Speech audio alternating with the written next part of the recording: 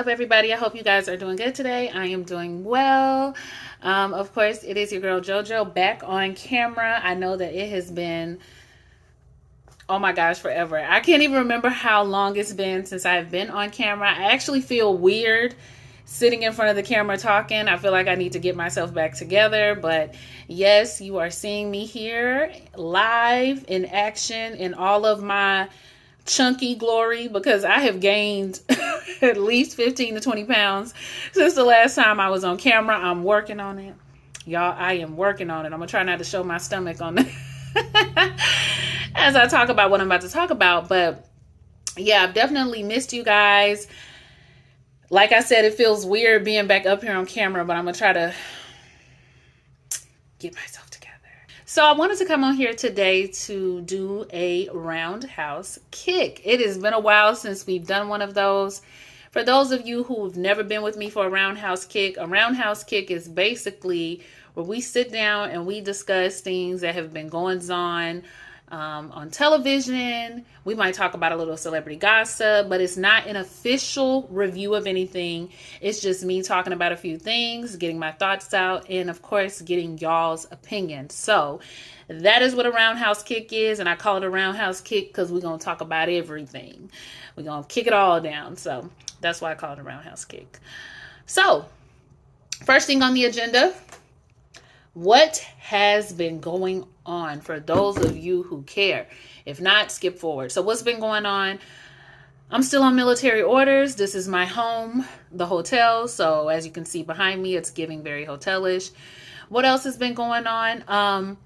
I think I may have fixed one of my production issues. You guys know I had an older computer and my computer sound, the microphone part stopped working a long time ago. So I was always wearing headphones, but I think I may have found a solution to that. So that's good. Third, I'm not on camera as much because if you guys don't know my situation, I am on a deployment. I don't have a set schedule. I work different days on different days of the week, same time, but different days. And since I never know, not never, but since I'm not always sure how I'm going to do the videos from week to week, I just kind of do the videos as soon as I can do them, as far as my schedule goes. Also, Ready to Love is on the weekends, and you guys already know how the weekends can sometimes go. So since Ready to Love did not come on Friday in an official capacity anyway, at least not that I saw, I did want to kind of do another replacement video. And I have video ideas on the horizon. It's just really sitting down, getting them done, getting the content together, getting my voiceovers together, or a combination of voiceovers and video. These are all things I'm working on and I want to present to you, but I don't want to give y'all a date for these videos just in case it doesn't come out by that date. But I do have some things that I want to put in the works and come out. I did like a workout clothing review that I'm going to try to edit and put out in a couple of days, and can't believe I did it, y'all, cuz like I said, I'm a thick girl these days. I have put that weight on. Can't believe I put my full body on camera, y'all. Don't be talking about me when I put this video out. So anyway, today I wanted to talk to you guys about a couple of things. Now that we've gotten that out the way, I want to get to the roundhouse kick part. First thing I want to talk about, first thing on the table, because there's been so much drama, Love and Marriage Huntsville. Y'all, did we not start this thing out together? You and me? Love and Marriage Huntsville, for those of you who have been here for a while, you guys know my track history. What did I do when I first came to YouTube? I reviewed shows that other, more popular reviewers were not reviewing. Why? Because I was trying to increase the views on my channel, and a good way to do this was to review things that nobody else was reviewing. So Love and Marriage Huntsville was actually one of those things. OWN Network was not a network that a lot of the bigger YouTubers were reviewing. So Ready to Love, Love and Marriage Huntsville, Put a Ring on It, Family or Fiance, Yanla Fix My Life even, I used to review that too. A lot of the big YouTubers, not all, a lot of them were not reviewing it. And that's not a shade thing. I'm just saying, I'm talking about the history and how I started out. Love and Marriage Huntsville did bring a lot of views to my channel. So imagine how much I had to really get frustrated with Love and Marriage Huntsville to let it go. Okay, that's why I'm bringing this up. I had to let Love and Marriage Huntsville go, y'all. That show has gotten so out of control. It's so many people involved that aren't even on the show. You got people, brother-in-laws and cousins and best friends, and I swear somebody, hairdresser or makeup artist or something was involved. Everybody is involved. That show is a headache. And I'm trying to figure out, Carlos King, what is your next step? Now, yes, he brings the ratings, but at what cost? Right?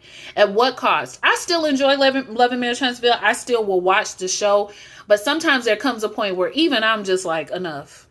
Enough. And I think the enough part is a lot of these shows, but Love and Marriage Huntsville specifically, don't know how to leave it on the season. Don't know how to leave it at the taping. Everything begins to trickle out into social media. I forget sometimes that Love and Marriage Huntsville is on a break because they keep so much mess going on social media. And I'm not preaching, because I know this happens with reality shows. I feel like I see it so much though with this show. And for it to be a show that hasn't been out that many years, as far as like compared to some of its counterparts, I'm just amazed that they keep it going like this. There's no way I could have reviewed this show today.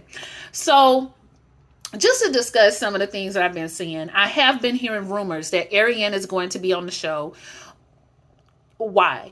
I don't understand what place Ariane has on the show. She's not even with Martellus anymore, from my understanding. After seeing Ariane have that breakdown about 4 or 5 months ago, where she was on there very much giving some of Derek Jackson's wife energy, cussing everybody out, asking everybody what was the benefit of being a wife, getting mad at all the wives, and then that girl called in and she was shamed, but she was still mad. Like, Ariane.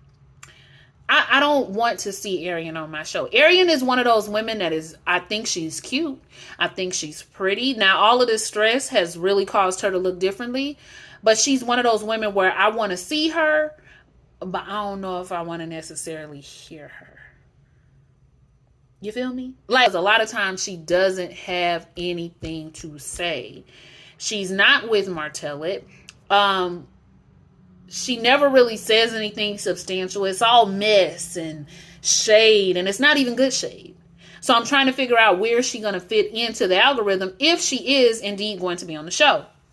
I don't think anybody wants that. Now, would I watch if Ariane was on the show? Yes, probably. I would watch just because it would be like hate watching almost. Like, I want to see what is she bringing to the show and how everybody is going to interact with her. I would be curious about that. Marceau. I keep seeing Marceau in comment sections arguing with women. Very unbecoming of bruh. Very, very unbecoming of bruh. I get it. I get it that men are, a lot of men collectively feel like we always, get to voice our opinion and have things to say. And while I do understand that, I don't understand arguing with women in comment sections. I just really don't. About things that sometimes aren't even related to what's being commented about. And I've seen him in a couple of areas. I see him in the Love and Marriage Huntsville page comments. I've seen him on the OWN Network's comments. I've seen him on comments on comments on comments on comments. He is in people's posts on YouTube. It's overkill. Especially for $1 million man such as himself. So I don't know what's going on with Marceau. It's like he's falling off, some kind of, it's too much energy for a man who is happily married, who is somewhere making millions. He's starting to act like Martellus, honestly, because y'all know Martellus to get down on them comments too. But we expect it from him. We know who he is. Speaking of Martellus, stop. Just stop. Okay? You and Melody are done. Nobody is going to like you, Martell. I'm sorry. I'm sorry. Maybe 5 to 10 years down the road, you'll be able to live this down.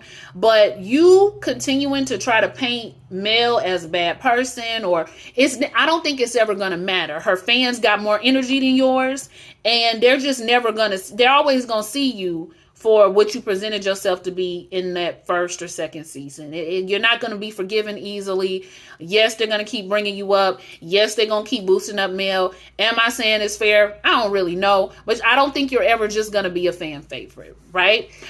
I'm not saying you need to keep apologizing or you need to keep getting beat down. I'm not saying that. What I'm saying is I think you waste your energy trying to make her look bad.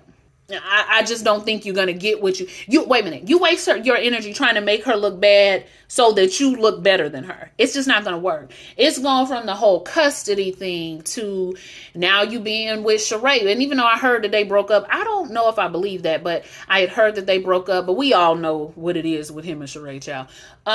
From you talking about this man who was allegedly her boyfriend. Some people are saying that you dropped a dime on him being a kleptomaniac. I think the charges got dropped about him in those headphones, but from my understanding, was it more than one incident? Y'all, I really didn't keep up with that story, but it was given kleptomaniac for some reason, but I believe the charges were dropped. He came out and said that it was something accidental that he did, but other people were saying that it was multiple charges. Again, I really don't know. Y'all can talk about that part in the comments. My point is, I do feel like if Martella didn't blow the whistle, he may know who blew the whistle. And I just ultimately think he does not want Mel to look like a good person. It's very much giving. Well, Mel did it too. Okay. Every time you think they're good, they go right back to arguing. So enough. Okay. Destiny. I want Destiny off the show. I don't think she brings anything to the show. I don't think she adds value to the show. I don't think she's a good friend to anybody. I don't think she's a good cast member. I really don't have too much more to say about her other than that. She very much gives I don't F with females vibes, and I don't think we need her. Moving on. Melody. Now, I might get canceled for saying what I'm about to say, and it really doesn't have much to do with Melody as it has to do with people who are her fans or stans or her, what is it? Her I want to call them melomaniacs, but that ain't it. Her mellometers. It's giving Beyonce. Okay, it's giving Beehive. And by that, I mean, you can't say nothing bad about Mel. You can't say nothing wrong about Mel. You can't say nothing unfair about Mel. Mel does everything right. Mel does everything correctly. It's not Mel, it's everybody else. Mel doesn't have an attitude. She gives the energy that listen, I'm not saying that Mel don't have haters. I'm not saying that Mel doesn't have people on the show that try to be the underdog with her. I'm not saying that Mel doesn't have people that treat her wrong. I'm not saying that Mel doesn't have a reason to be sick of the show, because she does. But what I do feel sometimes is that when Mel does do things that aren't necessarily right, that are underhanded, because I did watch the reunion, and something about that, who people are bringing on the show to blast who, something about all of that didn't sound right to me. But I think it's okay when you like a person to still say, you don't like that they do this. And if y'all look at my old reviews, the one gripe I had with Melody is not that she wasn't being wronged. I always thought she was being wronged. I just always felt like her energy sometimes was very much, I'm gonna make a bad situation even worse. But again, I haven't been in a marriage where I was with somebody, had children with them, being cheated on. I'm sure all of that is very devastating. I don't even know the time, period, the clock that you would need to get over all of that. Excuse me again, y'all. I just ate not too long ago. So I'm not saying that Mel is wrong, but what I am saying is that even if you are a fan of Mel, it's okay to call her out. Sometimes I feel like when she gets on these panels, people just start like, oh my gosh, Mel, I just appreciate you so much. Everything you do, you are just a light. And let me quit, because y'all gonna know what content creators I'm talking about. So let me just stop all of that. But sometimes I'm just like, y'all are putting a lot on it. But I like Mel. I think Mel is gorgeous. Her reunion look was mwah, chef's kiss. I still go back to her page to look at it. Baby girl was fine. Do you hear me? Kimmy, her skin, her hair, her makeup. She didn't even look like she belonged on that stage. She looked like she was too wealthy to be there, honestly. As far as any of the other couples, I really don't have much to say. Letitia, I want to like Letitia, but it's just not there for me. Kimmy, of course, I hope she continues in her wellness and her health. Maurice is just... Maurice is Maurice. But that was really all I had to... all I had to say in reference to the show. You guys let me know your thoughts. What do you feel about everything that goes on social media about this show? What do you guys feel about what I said about Mel? Was anybody offended? And what do you think the future is going to be for Love and Marriage Huntsville? Do you believe that Ariane would ever be on this show? Let me know what you think. All of your thoughts. Okay, so let's talk about The Handmaid's Tale, right? This might be the first thing I talk about. So if you hear me say the first thing I want to talk about and it seems out of order, it's because I decided to move this up to the front. Let's talk about The Handmaid's Tale. So where do I want to go first with this? Why? Okay, I think that's the first place I want to go. Why? Season 5 kept me entertained. I wasn't bored. I wasn't bored. I wasn't trying to do stuff when I'm watching it. That's usually a sign that I'm in there. I'm watching. I'm interested. I wasn't trying to do other things as I was watching the show, but I don't understand why Handmaid's Tale is still going. Now, am I going to watch it? Yes. So that's part of the reason. But I don't understand why Handmaid's Tale is really still a thing. And I say that because the book ended a long time ago. I think the book ended in season 2, maybe season 3. And somebody can correct me with the right information. But a lot of times when you don't end a series wherever the book ends or the story ends, it starts to become too sensationalized. And the things that happen in the story are not true to who we know the characters to be. Case in point, Serena not shooting June point blank in the head when she had the opportunity in the middle of the woods, nothing but space and opportunity, unrealistic. There is no way that Serena Joy would have let June get away thinking because she wanted to run away because she was feeling like a handmaid. Absolutely not. What would have made more sense is if Serena would have shot, missed, June got up and took off running. They get in the car, the security's driving and, tossing Serena to and fro. And then she goes into early labor and June is running and she can hear her screaming and she can hear the security guard saying, help, help, because he done dropped his phone somewhere in the melee. And June runs back and she helps Serena and it's cold and they running low on gas and she gives birth to the baby and Serena's, she's helping her breastfeed and she's keeping the baby alive. And y'all know how they feel about babies now because of the shortage. And the security guard is all overwhelmed and June is overwhelmed and Serena is overwhelmed and they tie all their emotions together and they get back and they decide, what, we ain't gonna kill June, but you can't come near Serena. They make up something, right? And Serena got to go back. It don't make no sense to me for her not to shoot that lady, have that baby in the barn. Like, they have to go back and be up under the authority of old girl that was treating her like a handmaid, which I liked. Okay, Serena being treated like a handmaid. Oh, glory to God. It was one of the best things I've ever seen, baby. She was mad. She was irritated. She felt like she was better than that. She was a woman with a position of power, okay? She was tooting and going on around there with her nose in the air, but oh no, ma'am.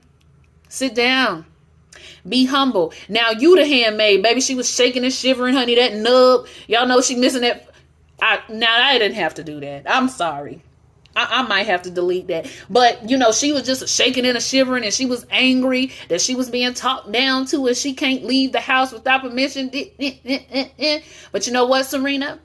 You have now become a prisoner of the system that you helped to create. See, a lot of times we'll put it on these men for creating these certain rules in these certain environments, but it's always a woman behind them going, Swiss boom ba, Swiss boom ba, you my man, go ahead and do it, because I'm not going to have to suffer from it. Other women are going to have to suffer from it. But ain't no fun, huh? When the rabbit has got the gun and the other women got their foot on your neck. Is it, Serena? So I enjoyed that. I had a really good time watching that. Next thing in the show, when I say about the characters, it just seems like uncharacteristic of the characters. June. I don't like who June has become. June is a monster. June is angry. June is frumpy. June never does her hair. June is always, she's always fuming. Don't get me wrong. June is that girl, okay? She definitely, she's the white Moses, okay? She's the white Harriet Tubman. She led all those kids and those Marthas over to freedom. But I don't like that angry, bitter side of her. And then the bitterness gives way to this ego where she thinks she can do whatever she wants. Now, I'm not saying my girl don't deserve her accolades. Give her accolades. But my problem with June is you can't run Gilead from Canada. Okay, you don't run nothing no more. You're not over there no more. You're not in the trenches with them women no more. And the way that y'all kill Fred, I was here for it, but baby, I'm disturbed. In what world is it, and this is why I say it's unrealistic, where June is going to be big bossing and shot calling and telling everybody over there that run stuff over in Gilead what to do. The commander... Child, I forget his name. Let me go look these people up. But the other commander and then, her baby daddy. I don't see what world it would be or how it's realistic to who we know the characters to be for her to be running everybody like that. I just don't see it. I just don't see it. Lawrence. Commander Lawrence and what is the boyfriend's name? Nick. Nick is the baby daddy boyfriend. So, yeah, she just is always telling them what they got to do. And let me speak to Nick. Let me speak to Nick. Commander Lawrence. Commander Lawrence. Like, who are you? You're not running anything over there. And they doing their best to work with you when they really don't have to keep doing this with you, June. They really could just cut you off and not speak to you ever again. But they trying to work with you. Now, that airstrike that they did when they tried to come in there and get those girls, that was realistic. And I'm glad that they did it because... if they would have been able to do one more thing and get away with it, and Gilead just sat there like, well, that's June. So unrealistic. So I actually was glad that happened, even though it was sad. Now, what I think is going to happen, hold on, before I get my predictions, let me make sure I'm done talking about the show. June's husband, glad he went to jail. Glad he went to jail. And the reason why I'm glad is because he's been feeling like less of a man all this time. He's been feeling like he didn't have to do what he had to do for his family all this time. And personally, I always looked at bro like he was a little bit weak because the way he used to be sitting there reading them letters while June is just going through trials and tribulations, and he would just be like, oh man.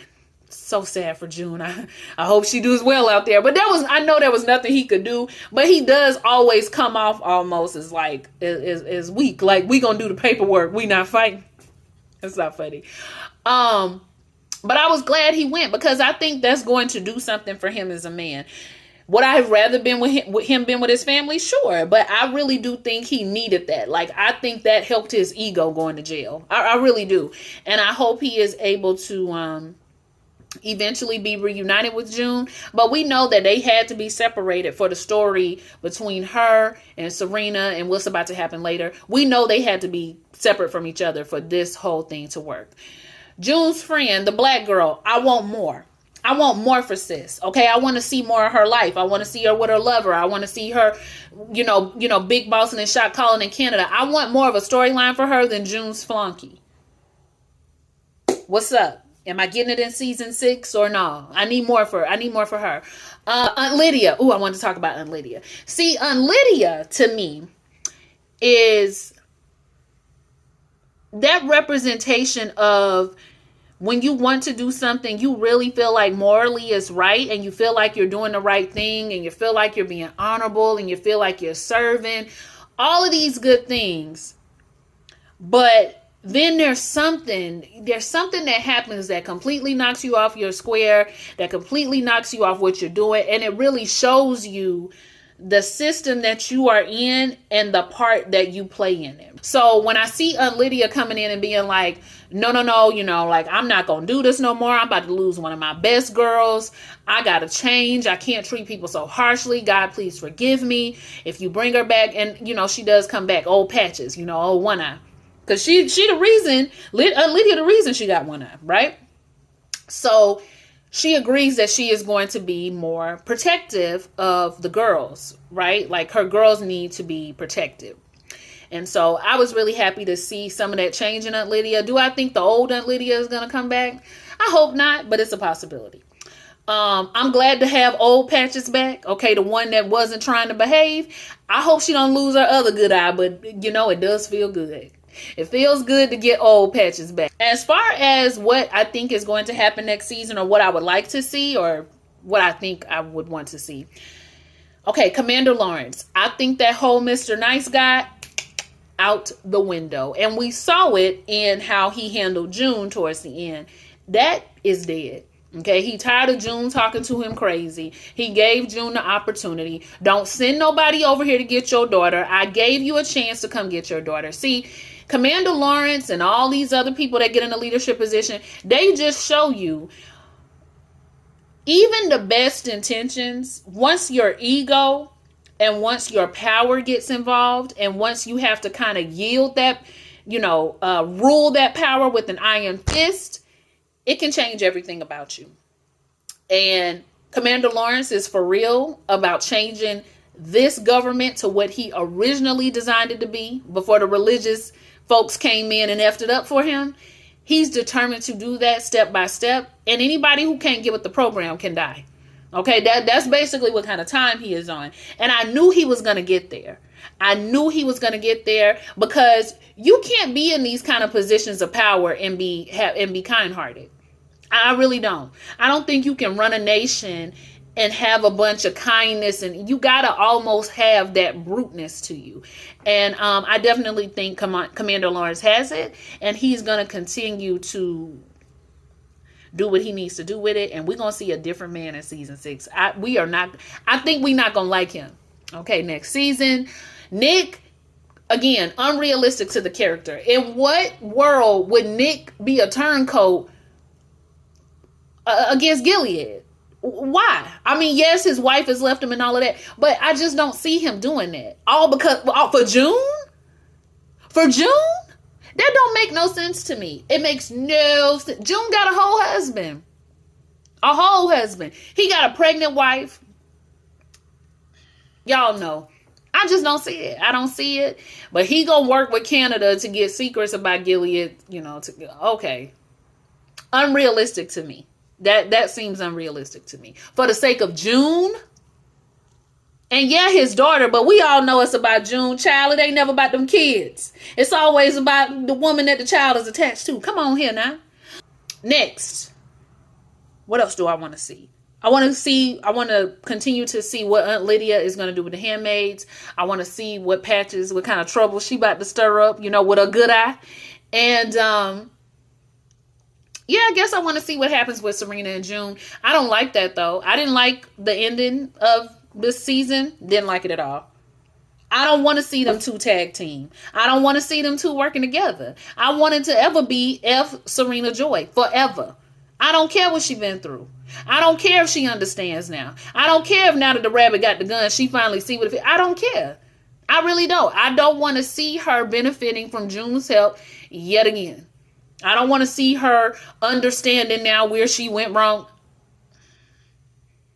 No. I don't want to see that. But yes, y'all let me know what you guys think about what is going on with The Handmaid's Tale. Do you watch, and did you enjoy this past season? Love and Hip Hop family reunion. And specifically, I want to talk about Chrissy. Now, I didn't watch the whole season of Love and Hip Hop family reunion. This season wasn't good to me. The one where they had a mix of the Atlanta and the New York cast actually was a lot better to me. And I think that is because men need to be on Love and Hip Hop Family Reunion. Men kind of like sprinkle in a little bit of a different energy, and it kind of tones down a little bit of the cattiness, a little bit, because sometimes the men are catty too, but it's a different kind of cat, it's, feline, and then it's, tiger, but still catty nonetheless.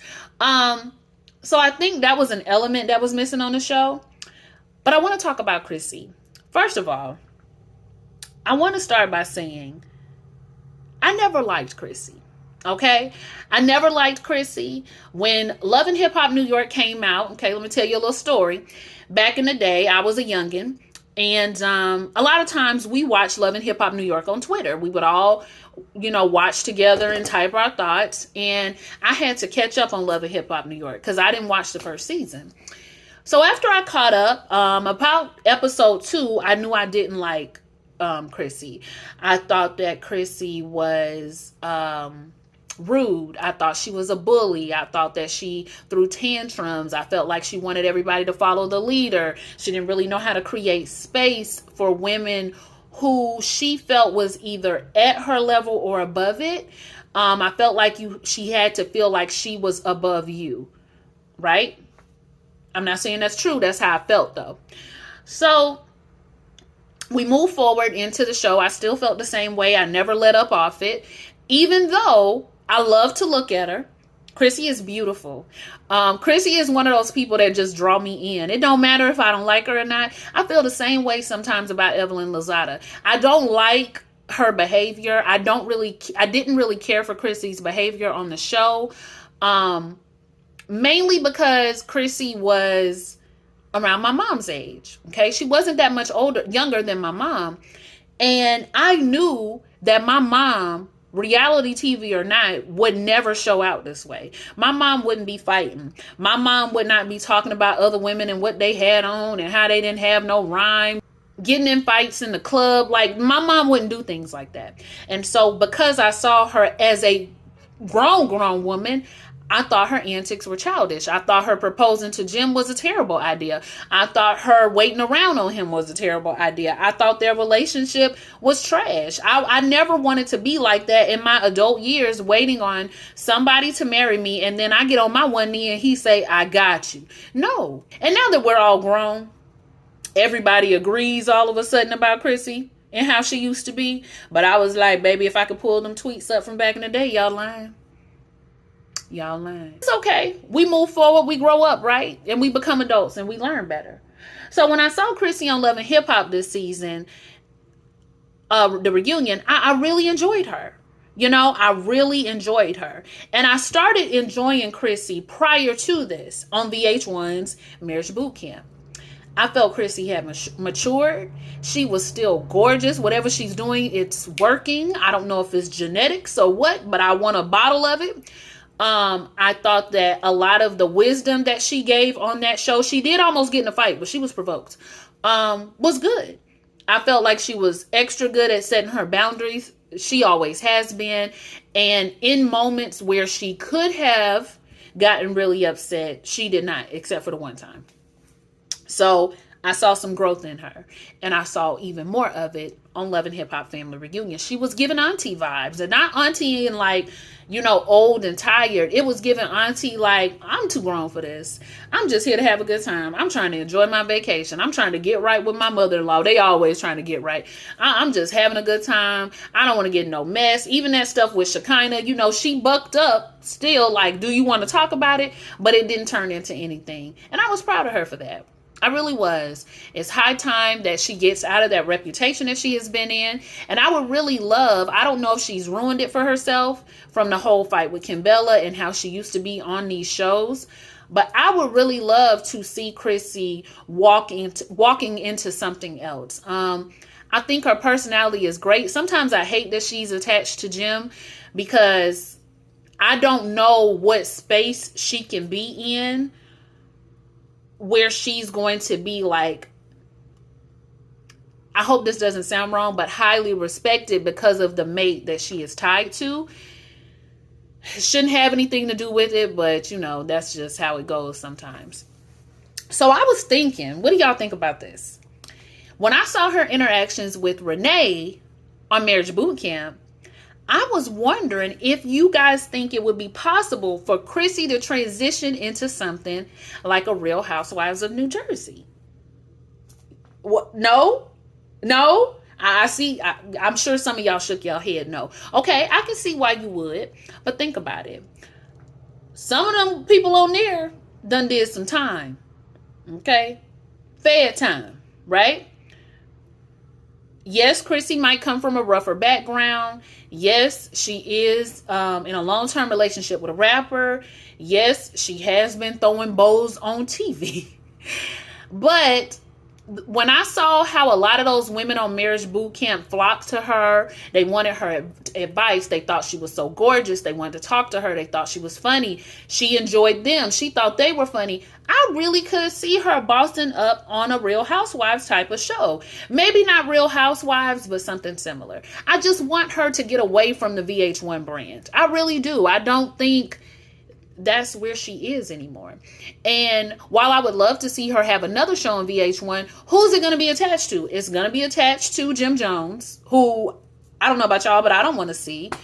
Or Mama Jones. I don't know about y'all, but I don't want to see them two tag teaming together. I don't enjoy it. Their relationship to me when they're getting along seems forced. Just my opinion. But I was glad to see them getting along. But what do y'all think? Where do you think Chrissy would fit in? And would you like to see her on another show? Next Roundhouse Kick thing I want to dive into. Let's jump to YouTube right quick. So maybe you guys didn't know this about me, but you're about to find out. And I'm a little ashamed. But I like mess, okay? I like a little bit of mess. I don't like to be involved in mess. I don't like to be the arbitrator of mess, but I like to watch sometimes. Sometimes I like to watch. And I have been a long time lurker of the beef sector. Yes, I know it is me. I have been a long time lurker of the beef sector for years. I have been watching. I don't necessarily comment, but I've been around. And I want to talk about some things that have happened in the last 2 weeks that have really surprised me, but not really.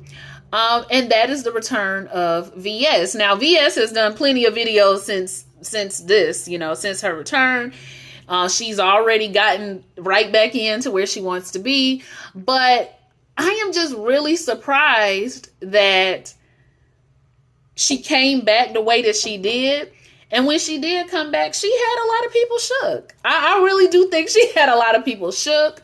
Although it did feel like a rehashing of mess and things that we had let go, I kind of enjoyed digging back into some old topics. I did. I gotta admit, I enjoyed it.